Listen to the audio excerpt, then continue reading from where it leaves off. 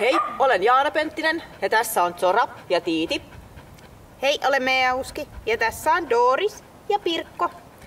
Tervetuloa seuraamaan Kymen koirapalvelun esittelyä. Kymen koirapalvelu tarjoaa yksilöllisen, turvallisen ja kodikkaan hoitopaikan kaikille lemmikeille, niin koirille, kissoille kuin pieneläimillekin. Kymen koirapalvelu tarjoaa erilaisia koulutuspalveluita, muun muassa erilaisia kursseja, sitten yksityistunteja koulutukseen sekä sitten kotikäyntejä. Ja sitten myös trimmaukset kaikille roduille, kotitrimmauksia yli 20 vuoden kokemuksella.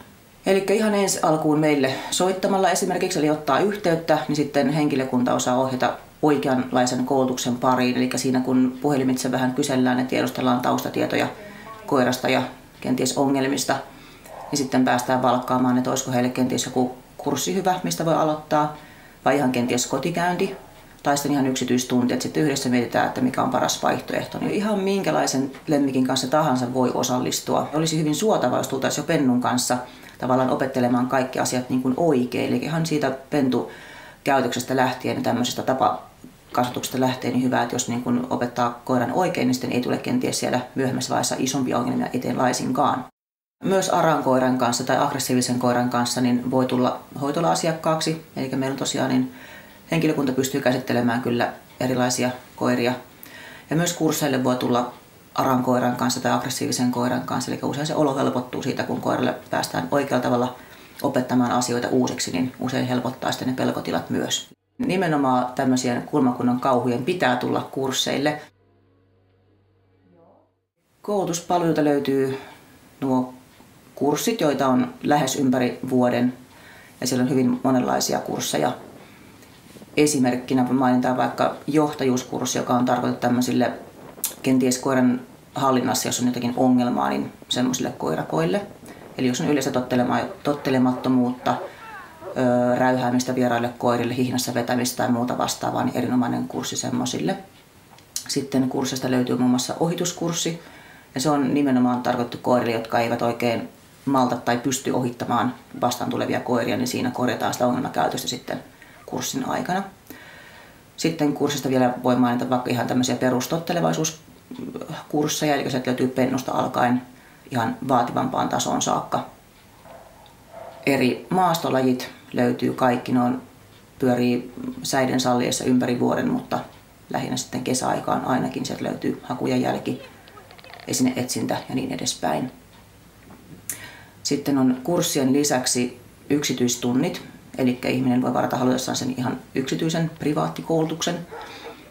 Ja usein se tehdään joko tässä meidän tontilla tai jos ihminen tai tahtoo sen jonnekin muuhun ympäristöön, sekin onnistuu. Eli ihan yksittäistunteja sitten mistä aiheesta tahansa. Usein on tämmöisiä vähän ehkä ongelmakäytöksiin liittyviä. Sitten on vielä nuo kotikäynnit. Eli sitten kotikäynnissä mennään ihan sen asiakkaan luokse kotiin, kotiympäristöön. Ja siellä katsotaan vähän, että mikä ongelma siellä on. Ja siellä sitten ratkotaan niitä ongelmia yhdessä, tehdään erilaisia harjoituksia ja niin poispäin.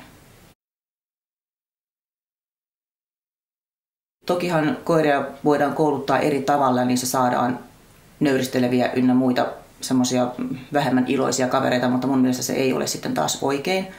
Eli meillä koirat koulutetaan aina positiivisin keinoin, niistä tehdään iloisia ja tottelevaisia koiria.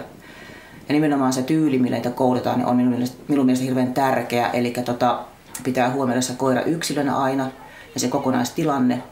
Ja pitää ihan ekana katsoa, mitä se koira ilmentää, että miksi se kenties käyttäytyy niin kuin käyttäytyy. Pitää niin kuin osata tulkita se tilanne oikein ja siitä lähteä etsimään sitä oikeat keinot sen koulutuksen suhteen. Ei pidä ottaa koirata luontoa pois. Eli se on vähän sama juttu, että kyllä koiran niin kuin täytyy saada olla oma yksilönsä, oma persoonansa. Ja tosiaan se on ihmisen täytyy olla niin fiksu, että osaa siihen koiraan löytää ne oikeat keinot. Eli mitään niin kuin yhtä putkea ei ole olemassa, että millä pystyy kaikki koirat kouluttamaan samalla tavalla, vaan pitää löytää se yksilölle sopiva tapa kouluttaa.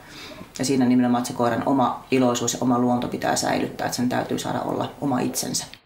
Joo, eli se tavallaan on yksi tämmöinen erikoisosaamisen alue. Eli mulla itselleni on ollut kuurokoira, minkä koulutin kilpailutasolle saakka.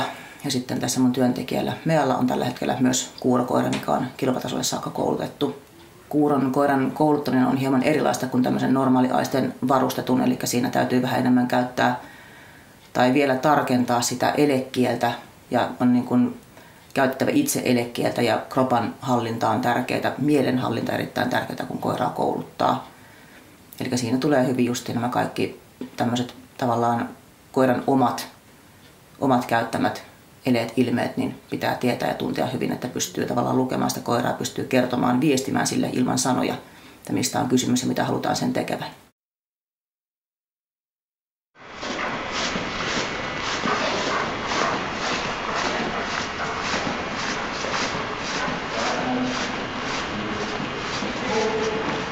Tämän muun toiminnan ohessa niin kasvatan Dogo Argentinoa ja kennellimillä Rose Spirits. Dogo Argentinossa alun perin, kun niitä rupesin itselleni hommaamaan, niin viehätti se tietty tämmöinen alkukantaisuus. Eli ei ole mikään hirveän helppo rotu, ovat aika omapäisiä ja aika vahvaluontoisia, mutta se on juuri semmoinen viehättävä ominaisuus. Ja sitten kuitenkin se, että ne haluavat ohjaajansa kanssa työskennellä, kun niitä osaa käsitellä oikein, niin sitten kun niistä saa kaiken irti, mitä siellä on annettavaa, niin erittäin palkitseva rotu. Ja omien koirien kanssa harrastetaan useita eri lajeja, esimerkiksi jälkeä, hakua, suojelua, ja ovat ihan kelvollisia kaikkiin näihin toimintoihin. Et hyvin semmoinen vireä koira, minkä kanssa on mukava harrastaa. Ja lähinnä tämmöisiä nimenomaan harrastavia koteja omille pennulle haluan sitten myöskin etsiä. Istu! Istu! Istu!